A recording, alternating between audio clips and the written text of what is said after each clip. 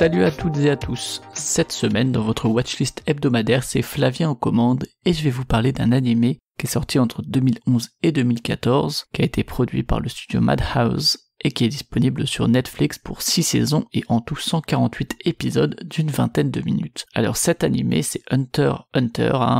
x Hunter, vous le dites comme vous voulez, une adaptation du célèbre shonen qui a été créé par Yoshihiro Togashi.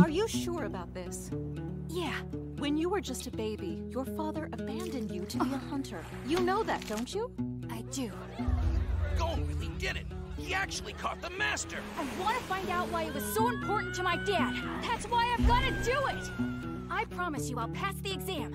The next time you see me, I will be a hunter. Alors la série couvre les principaux arcs puisque le manga il a un peu continué après la fin de la série,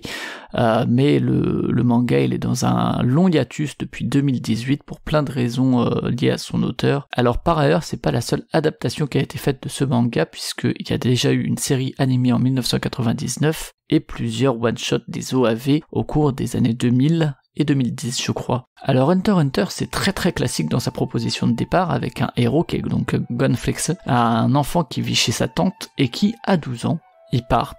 pour passer l'examen de Hunter et poursuivre notamment les traces de son père et essayer de le retrouver. Alors de là, il va rencontrer des camarades de promo de divers âges et croiser aussi pas mal d'antagonistes au fil des arcs de l'animé, la plupart des personnages se situant un peu à la croisée des rôles avec beaucoup de nuances de gris, hein. C'est pas du tout manichéen et c'est pas c'est un méchant, c'est un gentil, c'est un peu plus complexe et nuancé que ça. Alors comme dans beaucoup de shonen, hein, les enjeux et les opposants des héros ils vont monter en puissance au cours de l'animé avec des arcs qui servent un peu plus d'entraînement et de découverte de nouveaux pouvoirs. Par exemple un des pouvoirs bien connus de Hunter x Hunter c'est le Nen, une bonne idée de comment donner des pouvoirs à ces personnages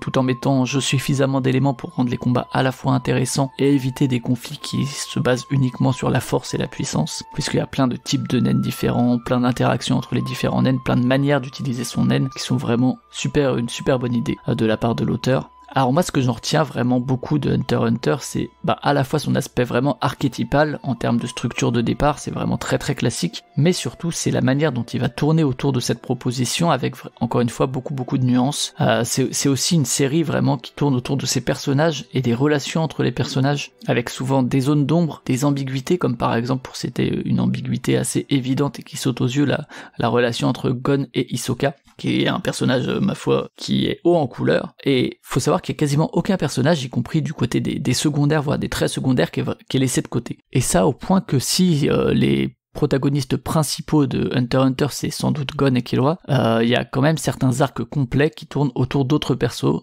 comme par exemple York-Shin City qui est plutôt centré autour de Kurapika et de sa quête, mais également des arcs post-animés, donc plutôt dans le manga, qui va encore plus loin peut-être de ce côté-là. Kurapika d'ailleurs je citais, qui est par ailleurs ensuite un peu laissé de côté le temps de plusieurs arcs, alors que c'est quand même un personnage central de l'intrigue, tout comme Léolio. Donc voilà, des choix assez radicaux de ce côté-là. Alors forcément, chacune aura ses préférences en termes d'arc, même si moi personnellement je trouve vraiment que c'est une œuvre assez cohérente de A à Z et que chaque arc apporte quelque chose, et que chacun a vraiment des moments d'exception, même les arcs les plus disons récréatifs ou qui sont là pour remplir un peu et pour justement découvrir de nouvelles façons d'utiliser le Nen, comme par exemple les arcs Grid Island ou l'arc autour de la tour du tournoi céleste. Alors mais je retiens quand même surtout deux arcs vraiment qui moi m'ont marqué énormément. Il y a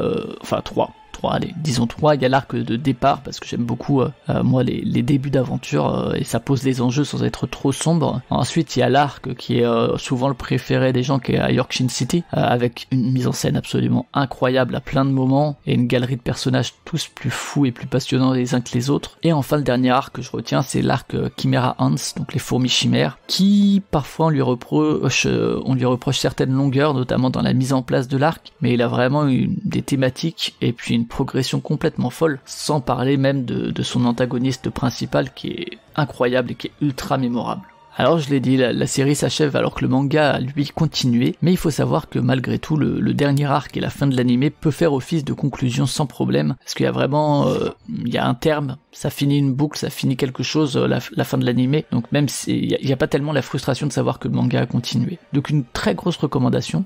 personnellement j'ai parcouru la série 2 fois et j'ai fait un revisionnage là il y a peu, et il faut savoir que ce revisionnage avait déjà le goût de la nostalgie en fait, alors que moi ma découverte de Hunter x Hunter c'est pas le manga ou c'est pas la série de 99, c'est la première fois une découverte en 2019, donc il y a à peine 2 grosses années, donc voilà, le fait d'avoir ce goût de la nostalgie alors que c'est une découverte adulte et que c'est récent, il y a vraiment quelque chose d'assez fort qui s'est passé.